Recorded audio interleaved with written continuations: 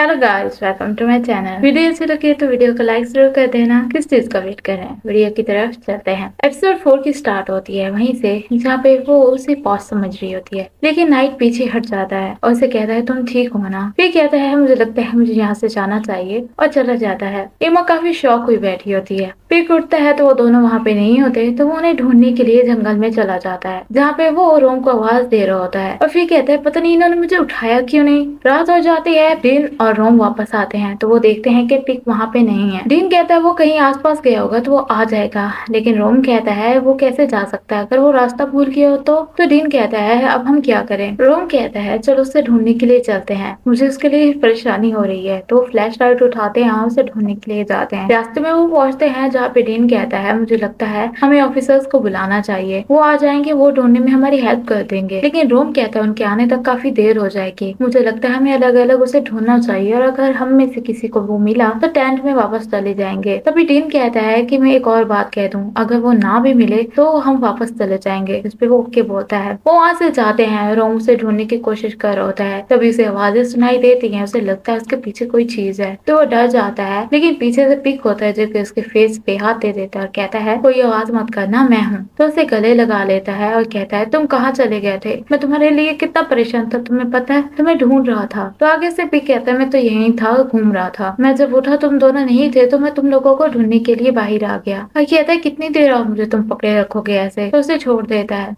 ROM कहता है थोड़ी देर पहले मैंने अजीब सी आवाजें सुनी। पिक कहता है वो जंगल के जानवर होंगे, शुक्र है तुमने जोर से नहीं बोला, नहीं तो वो तुम्हारे पास आ जाते। रोम कहता है चलो वापस चलते हैं, मुझे यहाँ पे नहीं रुकना। पिक कहता है तुम्हें रास्ता आता है। रोम कहता है हाँ। तो वो वहाँ से जाने लगते हैं। रास्ते में जा रहे होते हैं। रोम को किसी चीज ने काटा होता है। पिक देखता है तो कहता है ये सांप ने काटा है। रोम कहता है मैं क्या करूँ। तो वो उसके पाँव पे क्यों लेस बांध देता है ताकि जहर आगे ना जाए। रोम कहता है थोड़ा आहिस्ता बांध दो, लेकिन पिक कहता है तुम मरना चाहते हो क्या। रोम कहता है ये इतना सीरियस है क्या। तो पिक कहता है अगर सांप का जहर तुम्हारे दिल तक चला गया ना तो तुम मर जाओगे, समझ रहे हो तुम। रोम फिर से कहता है क्या सच में ये सच बात है। पिक कहता है मैं एक वेस्ट स्टूडेंट हूँ, तुम्हें मुझ पर भरोसा नहीं है क्या। रोम कहता है अब हम क्या करें, तो क्या जहर को बाहर नहीं निकाला जा सकता, तुम उसे मेरे लिए बाहर निकाल दो ना। तो पिक कहता है तुम चाहते हो मैं तुम्हारे पाँव को हाथ लगाऊं, और वैसे भी काफी देर हो चुकी है, अब हम कुछ नहीं कर सकते, ये काफी जहरीला सांप का जहर है, अगर तुम लकी हुए तो 2-3 घंटे और जी लोगे। रोम काफी डर जाता है और उसने रोने वाली शक्ल बनाई होती है। वो जा रहे होते हैं, रास्ते में रोम गिरता है तो उसे कहता है मैं ठीक हूँ, मैं चल पाऊंगा, तुम टेंशन मत लो। वो फिर से उसकी शूलेस को कस के बांधता है। रोम उसे थैंक यू बोलता है। रास्ते में वो जा रहे होते हैं। पिक कहता है तुम लोग कहाँ गए थे।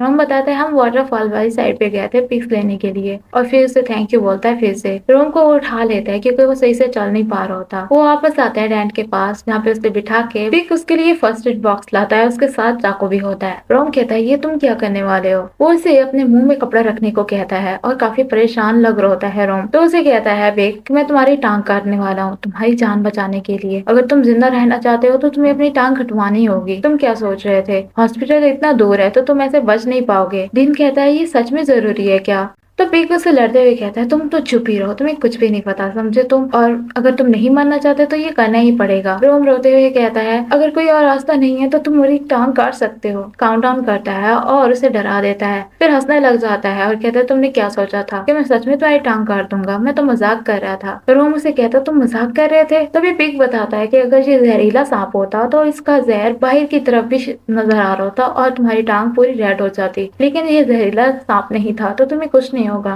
रोम कहता है तुमने मुझे डरा दिया, मैं मरने वाला था। ये कहता है तुम मरे तो नहीं। रोम आगे से कहता है तुम मुझे मरते हुए देखना चाहते हो। ये कहकर नाराज होकर वहाँ से चला जाता है। पॉस तैयार होता है फ्रेंड को छोड़ने के लिए, तो फ्रेंड कहती है कि मैं चली जाऊंगी, लेकिन पॉस इंसिस्ट करता है कि मैं तुम्हें गाड़ी तक छोड़ के रहूंगा। तभी आगे से 2 लड़के आते हैं जो कि उससे पूछते हैं ये तुम्हारी गर्लफ्रेंड है क्या। तो वो कहता है हाँ ये मेरी गर्लफ्रेंड है, लेकिन वो नहीं मानते और उनका झगड़ा होने लग जाता है पॉस के साथ। पॉस उसे कहता है जाओ यहाँ से और किसी की हेल्प लेके आओ। वो जाती है, गाड़ी वाले को रोकती है, उन दोनों को लेके आती है तो वो आराम से उसे जाने देते हैं। भाई ये क्या बात हुई, उसे कुछ कहते हैं उन दोनों को, लेकिन उन्हें तो एवं ही जाने दिया उन्होंने, ऐसा होता है क्या वहाँ पे। फिर वो दोनों ने थैंक यू बोलते हैं। पर्स को फ्रेंड लेके जाती है अंदर, फर्स्ट एड लेके आती है और उसे जख्म पे लगा रही होती है काफी टेंशन में। तो पिक आगे से हंसने लग जाता है कि तुम काफी फनी लग रही हो, इतनी सीरियस क्यों होके बैठी हो। फ्रेंड कहती है मैं डर रही हूँ कहीं तुम्हें दर्द ना होने लग जाए। तो उसे कहता है मैं एक लड़का हूँ तो मुझे दर्द नहीं होगा, तो तुम टेंशन मत लो। आगे से मजाक करते हुए कहता है अभी मुझे दर्द हो रहा है। फ्रेंड उसे सॉरी बोलती है तो वो कहता है मैं तो मजाक कर रहा था। उसकी पिक क्लिक करके उसे दिखाता है कि देखो तुम कितनी सीरियस लग रही हो, इतने सीरियस होने की कोई जरूरत नहीं है। उसका हाथ पकड़ के कहता है ऐसे लगाओ मुझे दर्द नहीं होगा। फ्रेंड हैरान होकर इसकी तरफ देखने लग जाती है। उसके बाद फ्रेंड भी जानबूझ के इसके जख्म पे जोर जोर से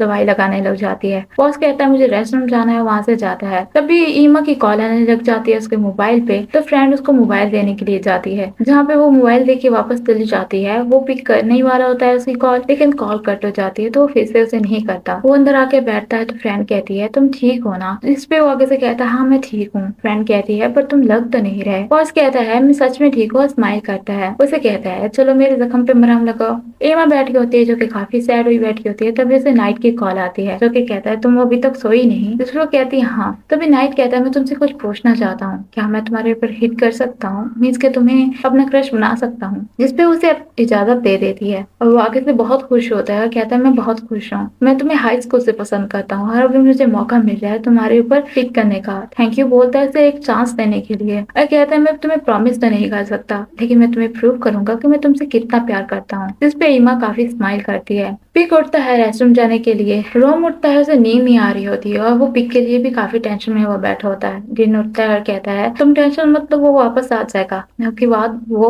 गुम नहीं होगा। डीन कहता है हम वापस कल जा रहे हैं तो भी बैठ के बातें कर लेते हैं। जिसपे रोम एग्री होता है। डीन कहता है मैं तुमसे कुछ पूछो क्या, तुम और पिक दोनों डेट कर रहे हो क्या। जिसपे रोम कहता है नहीं मैं श्योर नहीं इस बात पे। डीन कहता है तुम्हारे कहने का क्या मतलब है। फिर कहता है कि वो तुम्हारे बारे में क्या सोचता है, तुम्हें पता है क्या। रोम कहता है मुझे नहीं पता और इस चीज के बारे में हम सोचते भी नहीं है। डीन कहता है कभी तुमने उससे पूछा है क्या डेट करने को लेकर। रोम कहता है हाँ मैंने उससे पूछा था लेकिन मुझे लगता है उसके दिल में मेरे लिए कोई फीलिंग्स नहीं है। जिसपे डीन अपना चांस देखते हुए कहता है तुम क्या सोचोगे अगर मैं तुमसे कहूँ कि मैं तुम्हें लाइक करता हूँ, इस चीज के साथ तुम ओके हो क्या। लेकिन रोम आगे से कोई जवाब नहीं देता। तभी वो नोटिस करता है कि उसकी आंख में फिर से कुछ लगता है चला गया है तो उसकी हेल्प करने के लिए आगे आता है। पिक भाई से उन दोनों का साया देख रहा होता है तो उसे लगता है वो दोनों किस कर रहे हैं। जिसपे वो काफी जेलस होता है और सैड फील कर रहा होता है। नेक्स्ट डे वो उन दोनों को नहीं बुलाता और काफी सीरियस होकर बैठता है, उनसे बात तक नहीं करता। रेस्टोरेंट वो जाता है तो डीन कहता है आज वो काफी ज्यादा कोल्ड नहीं लग रहा था तुम्हें। तो रोम कहता है वो पहले भी ऐसे ही बात करता रहता है और ऐसे ही चुप रहता है तो तुम टेंशन मत लो। और वहाँ से वो भी रेस्टोरेंट के लिए जाता है। वो खड़े होते हैं तो रोम उससे पूछता है सब कुछ ठीक है ना, तुम मुझे बता सकते हो। लेकिन वो उसे इग्नोर कर रहा होता है। जब वो हाथ वॉश कर रहे होते हैं तभी भी वो पूछता है लेकिन तभी वो उसे इग्नोर करके वहाँ से जाने लगता है। रोम कहता है क्या बात है तुम मुझे बता सकते हो। रोम कहता है कुछ तो कहो ना।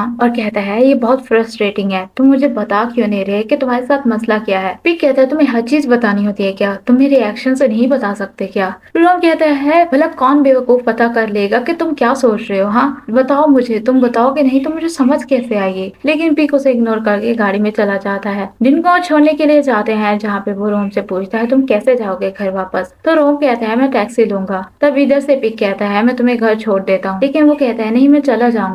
पिक कहता है कि मुझे तुमसे किसी चीज को लेकर बात करनी है तो जल्दी आओ। उसे बाय बोलकर गाड़ी में जाता है। वो रास्ते में जा रहे होते हैं जहाँ पे पिक गाड़ी रोकता है, अपनी सीट बेल्ट उतारता है और आगे से रोम की भी सीट बेल्ट उतारता है। उसके करीब आते हुए से किस कर लेता है। दोनों एक दूसरे को किस करते हैं और एपिसोड यहीं पे खत्म हो जाती है। शुक्र है इन दोनों का भी तो कुछ हुआ, बस आगे कोई मिसअंडरस्टैंडिंग ना हो जाए। ये तो आगे आने वाली एपिसोड में ही पता चलेगा। यहाँ तक वीडियो देखिए तो वीडियो को लाइक जरूर कर दिया होगा आप लोगों ने। अगर नहीं किया तो वीडियो को लाइक कर दें और अगर आप लोग मेरे चैनल पे नए हैं तो चैनल को सब्सक्राइब कर दें। बेल आइकन को दबाना मत भूलिएगा ताकि मेरी नेक्स्ट वीडियो की नोटिफिकेशन आपको मिल सके। Thanks for watching.